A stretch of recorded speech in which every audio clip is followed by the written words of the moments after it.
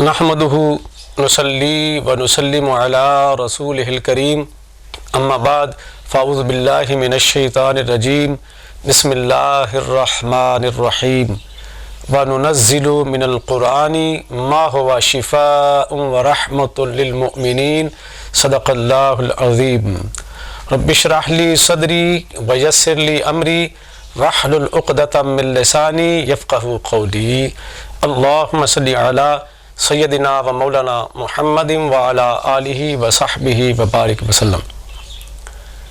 वाजिबुल एहतराम नाज़रीन कराम, अस्सलामु अलैकुम व रहमतुल्लाहि व बरकातुहू।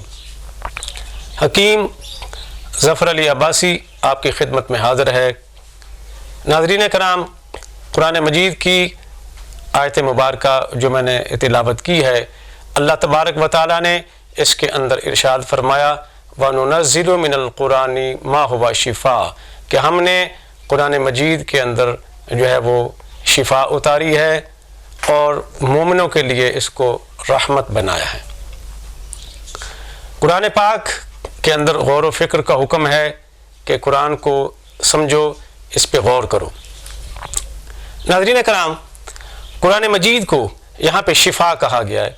नबी अलैहिस्सलातु वस्सलाम ने इरशाद फरमाया अलैकुम बिशिफ़ाइन अल अस्ल वल कुरान, कि तुम्हारे लिए दो शिफाएँ हैं, एक कुरान शिफा है और एक तुम्हारे लिए शहद शिफा है। क्योंकि सूरतुन नहल के अंदर फ़ीही शिफ़ाउ लिन्नास शहद के हवाले से आया कि इसमें लोगों के लिए शिफा है, तो यहाँ पे कुरान के हवाले से आ गया व नुनज़्ज़िलु मिनल क़ुरआनि मा हुवा शिफ़ा, कि हमने कुरान में जो नाज़िल किया है वो मोमिनों के लिए शिफा है।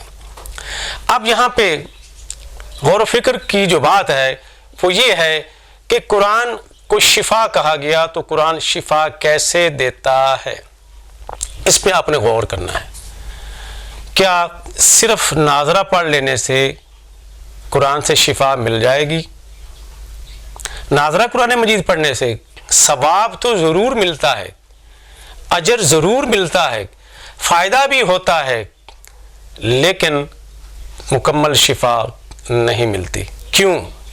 इसलिए अब मैं एक मिसाल आपके सामने पेश करने लगा हूँ। आप डॉक्टर के पास गए, हकीम के पास गए, उसने आपको एक नुस्खा लिख के दे दिया। आप उस नुस्खे को सुबह भी पढ़ लें, दोपहर को भी पढ़ लें, शाम को भी पढ़ लें, तो क्या सिर्फ पढ़ने से आपको अपनी बीमारी से निजात मिल जाएगी, आपको शिफा हो जाएगी? यकीनन मेरी तरह आप यही कहेंगे कि हरगिज़ नहीं, कि डॉक्टर का, हकीम का नुस्खा पढ़ने से फ़कत आराम नहीं आ जाता, शिफा नहीं मिलती, बीमारी जाती नहीं है जब तक उस पर अमल नहीं करेंगे।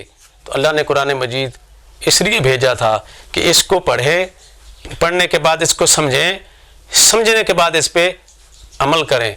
आज हमने इसको सिर्फ पढ़ने की किताब बना दिया, अमल से दूर हो गए। तो यही वजह है कि आज हमारे जिस्मानी मर्ज़ें भी बढ़ रही है और रूहानी मर्ज़ों में भी इजाफा हो रहा है। तो करना क्या है? आपने कुरान मजीद को पढ़ना भी है, इसको समझना है और फिर इस पे अमल करना है। कुरान मजीद में इरशाद ग्रामी है तिबियानन लिकुल्लि शै, कि कुरान में हर चीज़ का बयान है। ये कैसे हो सकता है कि कुरान मजीद के अंदर सेहत अपनाने के कवानीन ना हों, बीमारी की सूरत में उसको भगाने के तरीक़े ना हों, बीमारी का इलाज मुआलजा ना हो, हम गौर व फ़िक्र नहीं करते। तो कुरान से शिफा मिलेगी। आप इसको पढ़ने के बाद इस पर गौर करेंगे। अब चंद आयतें मैं आपके सामने रखने लगा हूँ जो मर्ज़ के हवाले से हैं और ऐसे इसके अंदर अमल हैं, जब आप करेंगे तो आप सेहतमंद हो जाएंगे। कुरान में है कुलू वशरबू वला तुसरिफू, खाओ पियो लेकिन इसराफ ना करो। इस आयत के अंदर बहुत सी हिकमतें छुपी हुई हैं कि खाओ पियो, इसराफ ना करो, यानी भूख लगने पे खाओ, प्यास लगने पे पियो, लेकिन बगैर भूख के ना खाओ, बिला वजह ना खाओ, बार बार ना खाओ, बिला ज़रूरत ना खाओ। अगर आप भूख लगने पे खाएंगे, मिजाज के मुताबिक खाएंगे, तो क्या होगा? आप सेहतमंद रहेंगे। अगर इसराफ करेंगे तो फिर मर्ज़ें आपको लग जाएंगी। इसी तरह कुरान मजीद के अंदर बहुत से फलों का जिक्र है, कुरान मजीद के अंदर शहद का जिक्र है, कुरान मजीद के अंदर अनाज का जिक्र है, कुरान मजीद के अंदर सब्जियों का जिक्र है, قرآن مجید کے اندر دیگر ہمارے کھانے پینے کی چیزوں کا ذکر ہے، اب اس پہ آپ نے غور کرنا ہے۔ انار کا ذکر ہے، ادرک کا ذکر ہے، کافور کا ذکر ہے، اور بھی بہت سی ایسی چیزیں ہیں جن کا ذکر ہے۔ اب ان سے آپ نے فوائد حاصل کرنے ہیں، اب آپ نے ان کو استعمال کر کے اپنی طبیعت اور مزاج کے مطابق ان کو جب استعمال کریں گے تو آپ کو فوائد حاصل ہوں گے، آپ صحت مند ہو جائیں گے، آپ کی مرضیں جو ہیں وہ آپ سے بھاگنا شروع ہو جائیں گی۔ پہلا نقطہ تو یہ آ گیا کہ آپ نے قرآن کو پڑھنا ہے، سمجھنا ہے، پھر اس پہ عمل کرنا ہے۔ بیماری اور صحت کے حوالے سے جو قوانین قرآن نے دیے ہیں ان کو فالو کرنا ہے۔ دوسرا ہے کہ روحانی طور پہ بھی آپ کو یہ فائدہ دیتا ہے۔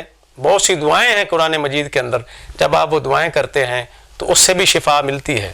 آپ نے قرآنی دعائیں وہ یاد کر لینی ہیں، قرآنی دعاؤں سے پڑھ کر اور کوئی دعائیں نہیں ہیں۔ انبیاء کرام نے جو دعائیں کی ہیں ان کو یاد کریں، ان کو جب آپ کریں گے، دعائیں مانگیں گے تو اللہ پاک وہ دعائیں ضرور سن لیتا ہے۔ اسی طرح نبی علیہ السلام کی احادیث سے بعض قرآن مجید کی آیات اور بعض صورتیں وہ پڑھ کے آپ دم بھی فرمایا کرتے تھے۔ قرآن مجید کی جو آخری 2 صورتیں ہیں، قل اعوذ برب الفلق اور قل اعوذ برب الناس، نبی علیہ السلام اس کو پڑھ کے حسنین کریم پہ دم بھی کیا کرتے تھے اور اپنے اوپر بھی دم کیا کرتے تھے۔ تو بیماری کی صورت میں اور صحت کی صورت میں بھی کہ آپ صحت کو قائم رکھنے کے لیے اور بیماری کی صورت میں بیماری کے ازالے کے لیے ان صورتوں کو پڑھ کے دم بھی کر سکتے ہیں۔ لیکن یہ یاد رہے آپ نے جسمانی علاج معالجہ بھی ضرور کرنا ہے کہ نبی علیہ السلام نے بیماری کی صورت میں علاج معالجہ بھی کیا ہے اور یہ دم اور دعائیں بھی کی ہیں۔ تو قرآن شفا ہے۔ کیسے شفا ہے؟ جیسے ابھی میں نے چند نکات جو ہیں وہ آپ کے سامنے رکھے ہیں۔